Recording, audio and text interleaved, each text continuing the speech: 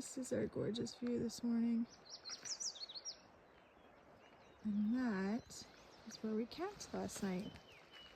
It's amazing. In the north, you could pretty much just pull out anywhere and camp, almost anywhere, except in cities.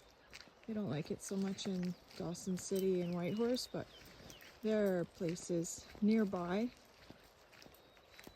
that you could find that are just so gorgeous, just like this spot right here. And there's a little creek right beside the van, and the sound is just beautiful.